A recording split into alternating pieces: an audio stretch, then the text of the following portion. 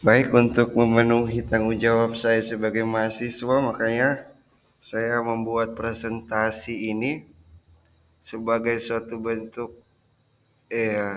penilaian ujian akhir hasil dalam mata kuliah manajemen organisasi. Dan materi pertama yaitu tentang sistem pengendalian manajemen. Dengan saya sendiri, nama Harpeno Mentiwalo, NIM 2405056, program studi sistem informasi. Tujuan dari presentasi ini yaitu untuk memahami struktur pengendalian manajemen dalam organisasi. Yang berikut menjelaskan proses pengendalian manajemen yang terdiri dari program, anggaran, pelaksanaan, dan laporan.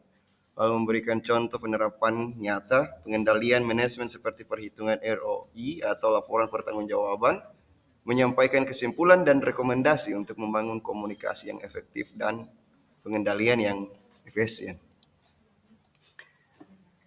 Jadi ada beberapa slide yang nantinya yang ada dalam presentasi ini. Yang pertama itu slide tentang struktur pengendalian manajemen, lalu tentang pusat biaya, yang ketiga pusat pendapatan, keempat pusat laba, kelima pusat investasi, enam proses pengendalian manajemen, ketujuh penyusunan program dan anggaran penyusunan program, kedelapan pelaksanaan dan pengukuran, kesembilan pelaporan dan analisis, ke-10 kontrol penerapan pengendalian manajemen, ke-11 kesimpulan, dan terakhir ucapan terima kasih.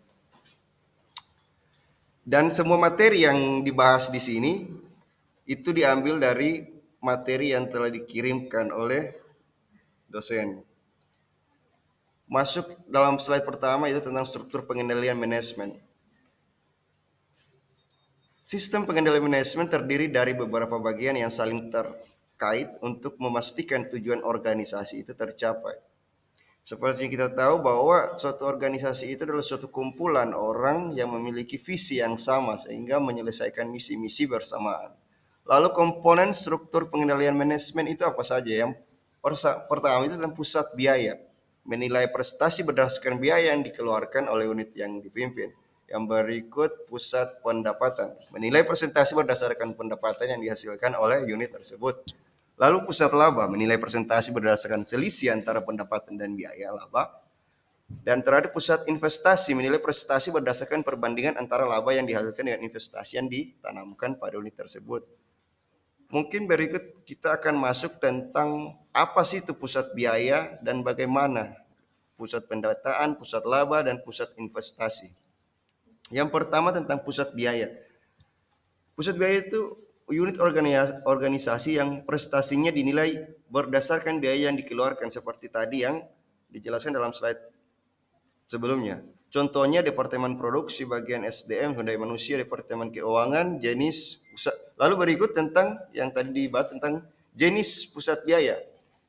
Yaitu ada pusat biaya engineering, biaya yang terkait langsung dengan output, contoh produksi. Lalu pusat biaya discretionary, biaya yang tidak langsung terkait dengan output, contohnya Departemen Keuangan atau akuntansi. Lalu pusat pendapatan, apa sih itu pusat pendapatan?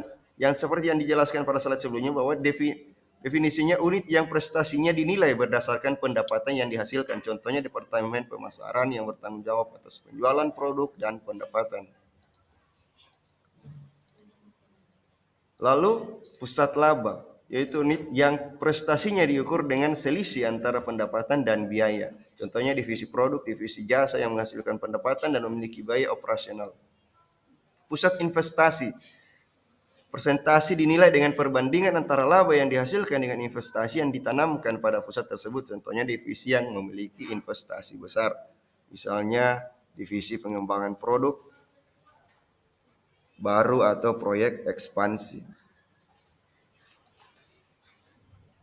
Lalu kita masuk ke proses slide ke-6 yaitu proses pengendalian manajemen. Proses pengendalian manajemen terdiri dari beberapa langkah untuk memastikan tujuan organisasi tercapai dengan cara yang efisien dan efektif. Lalu penyusunan program, merencanakan kegiatan pokok untuk mencapai tujuan organisasi.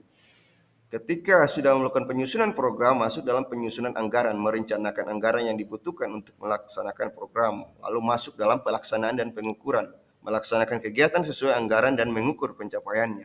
Dan terakhir yaitu melakukan pelaporan dan analisis, membuat laporan pertanggungjawaban dan menganalisis hasilnya.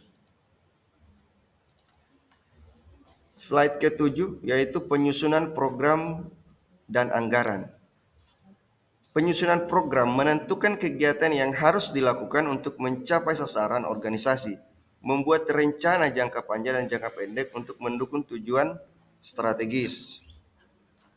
Lalu penyusunan anggaran, menyusun rencana anggaran yang mendetail untuk mendukung program yang telah disusun, mengalokasikan sumber daya sesuai dengan prioritas kegiatan. Jadi keterkaitannya setelah penyusunan program dilakukan penyusunan anggaran. Lalu pelaksanaan dan pengukuran. Ketika telah dilakukan penyusunan program, penyusunan anggaran, masuk dalam pelaksanaan dan pengukuran. Pelaksanaan implementasi dari program dan anggaran yang telah disusun. Kegiatan dilakukan sesuai rencana dan anggaran yang telah disetujui. Lalu dilakukan pengukuran, menilai hasil yang telah dicapai berdasarkan indikator yang telah ditetapkan. Mengukur kinerja organisasi melalui berbagai metrik seperti biaya, waktu, dan kualitas output. Lalu seperti tadi dikatakan bahwa melakukan pelaporan dan analisis, pelaporan pertanggungjawaban, membandingkan anggaran dengan realisasi serta mencatat selisih yang ada, menyusun laporan yang menunjukkan apakah kegiatan telah berjalan sesuai rencana. Lalu melihat selisih menguntungkan. Jika relasi lebih rendah dari anggaran, berarti biaya lebih efisien. Tetapi jika selisih tidak menguntungkan, itu jika realisasi lebih tinggi dari anggaran, maka biaya melebihi yang direncanakan. Jadi kesimpulan dari presentasi ini yaitu tentang sistem pengendalian manajemen adalah proses yang memastikan organisasi dapat mencapai tujuan dengan cara yang efektif dan efisien. Struktur pengendalian manajemen yang meliputi pusat biaya, pusat pendapatan, pusat laba, dan pusat investasi memungkinkan evaluasi kinerja yang jelas. Proses pengendalian yang melibatkan perencanaan, pelaksanaan, pengukuran, dan analisis memberikan gambaran yang jelas tentang pencapaian dan pengelolaan organisasi. Terima kasih.